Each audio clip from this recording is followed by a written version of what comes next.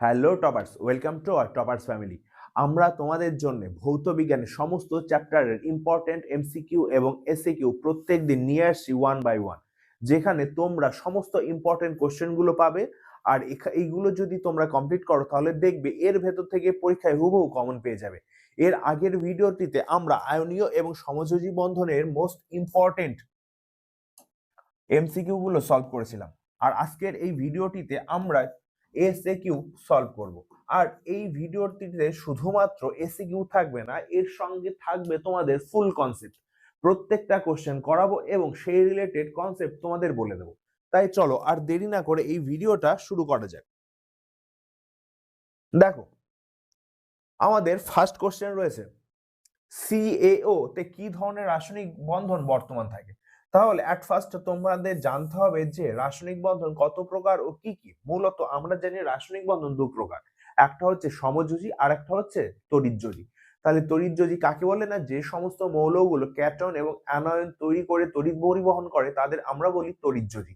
তাহলে তড়িৎযোজী করতে হলে তোমাদের প্রথমত ক্যাটন ও অ্যানায়ন তৈরি করতে হবে। তাহলে দেখো, এখান থেকে প্রথমে কোন মৌল আছে, ক্যালসিয়াম। ক্যালসিয়াম থেকে কোন ক্যাটন উৎপন্ন হয়, Ca2+। দ্বিতীয়তে রয়েছে অক্সিজেন। অক্সিজেন থেকে কোন অ্যানায়ন উৎপন্ন হয়, O2-। তাহলে যারা ক্যাটায়ন এবং অ্যানায়ন তৈরি করে তারা তড়িৎযোজী যৌগ গঠন করে। তার মানে এদের মধ্যে কোন ধরনের বন্ধন বর্তমান, এদের মধ্যে তড়িৎযোজী বন্ধন বর্তমান। এরপরে দেখো নেক্সট কোশ্চেন, একটি সমযোজী যৌগের উদাহরণ দাও যা জলীয় দ্রবণ তড়িৎ পরিবহন করে। দেখো, এটা মোস্ট ইম্পর্টেন্ট কোশ্চেন, কারণ আমরা যখন তড়িৎযোজী এবং সমযোজী তোমাদের বুঝিয়েছিলাম তখন বলেছিলাম যে তড়িৎযোজী তড়িৎ পরিবহন করে, ঠিক আছে, কিন্তু সমযোজী তড়িৎ পরিবহন করে না। কিন্তু কোশ্চেনটাই কি বলেছে যে এমন একটি যৌগের উদাহরণ দাও, সমযোজী যৌগের উদাহরণ দাও যেটা তড়িৎ পরিবহন করে। তাহলে এটা একটা ব্যতিক্রমী কোশ্চেন। তাহলে এর উত্তরটা কি হবে, এর উত্তরটা হচ্ছে যে HCl, হাইড্রোক্লোরিক অ্যাসিড। কারণ এটা সমযোজী হলেও এর জলীয় দ্রবণ তড়িৎ পরিবহন করে, এটা ভালো করে মনে রাখবে। এরপরে দেখো নেক্সট, জলের অণুতে হাইড্রোজেন ও অক্সিজেন পরমাণুর মধ্যে কোন ধরনের রাসায়নিক বন্ধন বর্তমান থাকে। তাহলে দেখো, জলের সংকেত হচ্ছে H2O। তাহলে এর মধ্যে কোন ধরনের বন্ধন বর্তমান থাকে, এদের মধ্যে সমযোজী বন্ধন বর্তমান থাকে। দেখো next one, hydrogen chloride HCl অণুতে কোন ধরনের রাসায়নিক বন্ধন বর্তমান থাকে। এই সেম কোশ্চেন তোমাদের আগে একটা করানো হয়েছে। তাহলে এটা তোমাদের হোমওয়ার্ক, এটা কমেন্ট করে তোমরা উত্তর জানাবে। এরপর দেখো নেক্সট, কার্বন হাইড্রোজেনের সঙ্গে কোন রাসায়নিক বন্ধনের মাধ্যমে যুক্ত হয়ে মিথেন উৎপন্ন করে। দেখো, মিথেনের সংকেত কি, মিথেনের সংকেত হচ্ছে CH4। তাহলে এই স্ট্রাকচারটা যদি তুমি করো তাহলে স্ট্রাকচারটা হবে এইরকম। তাহলে এটা কোন বন্ধনের মাধ্যমে যুক্ত হয়, এটা সমযোজী বন্ধনের মাধ্যমে যুক্ত হয়েছে। এটা কোন বন্ধন, এটা তোমাদের সমযোজী বন্ধনের মাধ্যমে যুক্ত হয়েছে, বুঝতে পারছো। এরপরে দেখো নেক্সট, দৈনন্দিন জীবনে ব্যবহৃত হয় এমন একটি সমযোজী যৌগের নাম। দৈনন্দিন জীবনে ব্যবহৃত হয় এমন একটি সমযোজী যৌগের নাম হচ্ছে যে H2O, জল।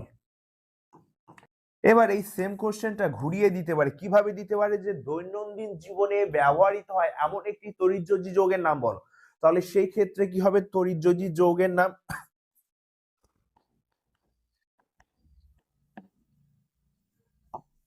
যদি বলে তড়িৎযোজী তাহলে আমাদের উত্তর হবে NaCl, সোডিয়াম ক্লোরাইড, যেটা খাবার লবণ নামেও পরিচিত।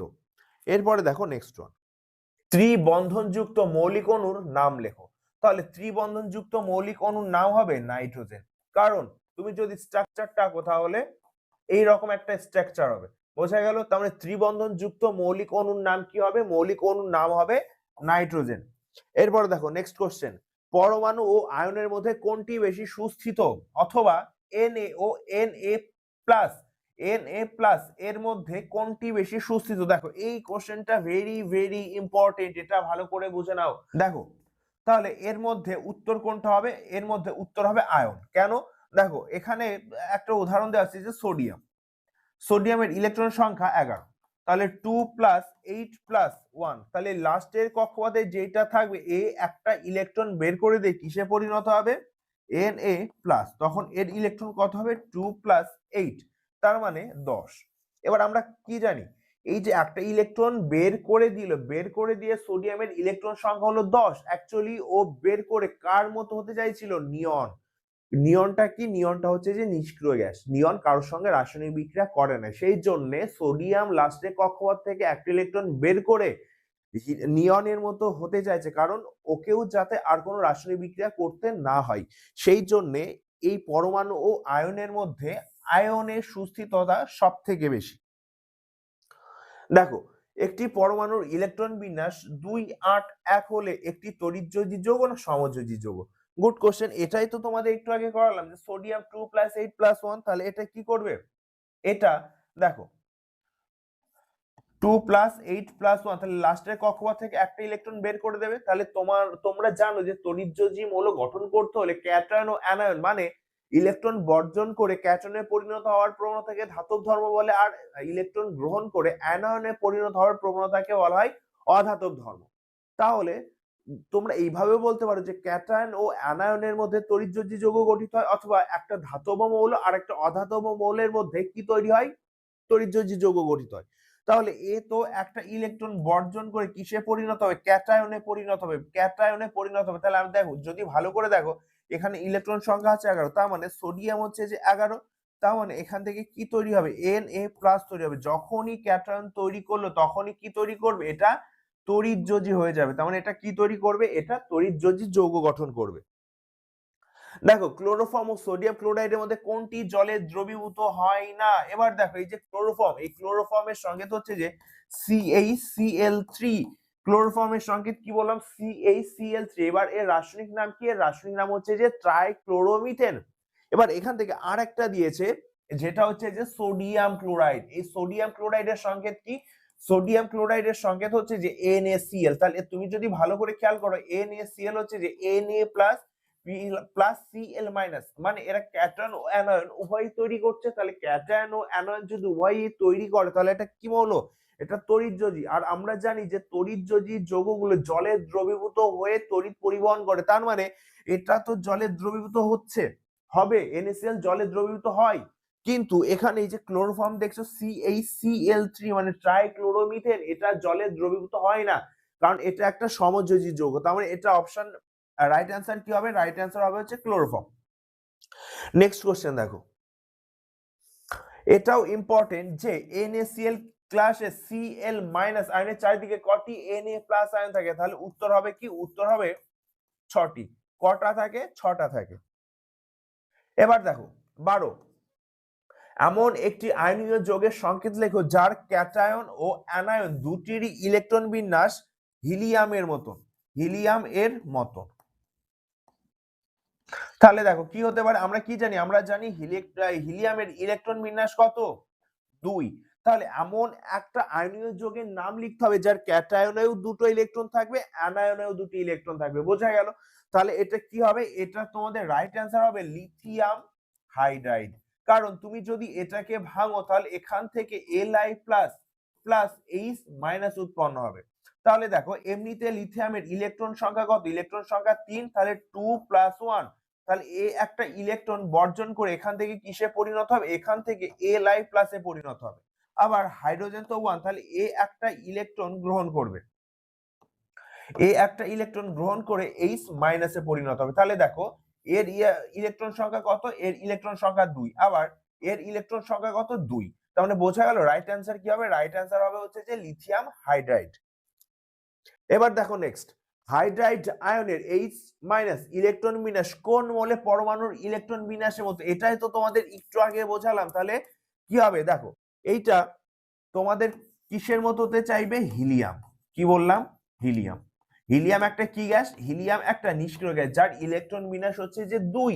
এবার বলো তো, তোমাদের পর্যায় সারণীতে পড়িয়েছিলাম যে আমাদের যে পর্যায় সারণীতে নিষ্ক্রিয় গ্যাসগুলো থাকে আধুনিক বা বোরের পর্যায় সারণী, তাতে হিলিয়াম গ্যাসগুলো কত নাম্বার শ্রেণীতে অবস্থান করছে, মনে রাখবে 18 নাম্বার শ্রেণীতে অবস্থান করছে। আমাদের কটা নিষ্ক্রিয় গ্যাস আছে, 6টা। কি কি, helium, neon, argon, krypton, xenon and radon.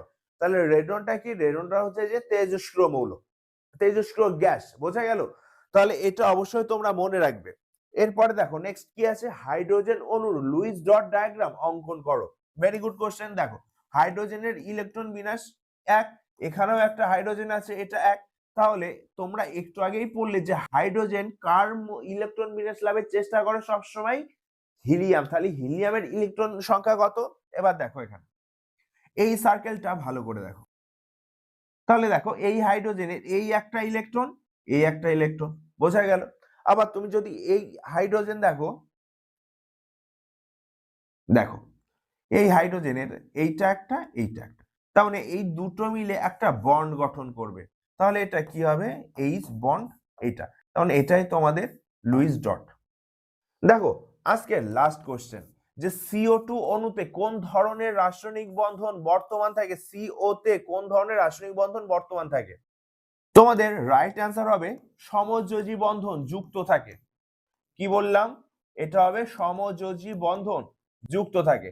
তাহলে দেখো আমাদের আয়নীয় সমযোজী বন্ধনের মোস্ট যে ইম্পর্টেন্ট এসিকিউ ছিল, সেই 15টা এসিকিউ আজকে আমরা তোমাদের প্র্যাকটিস করালাম।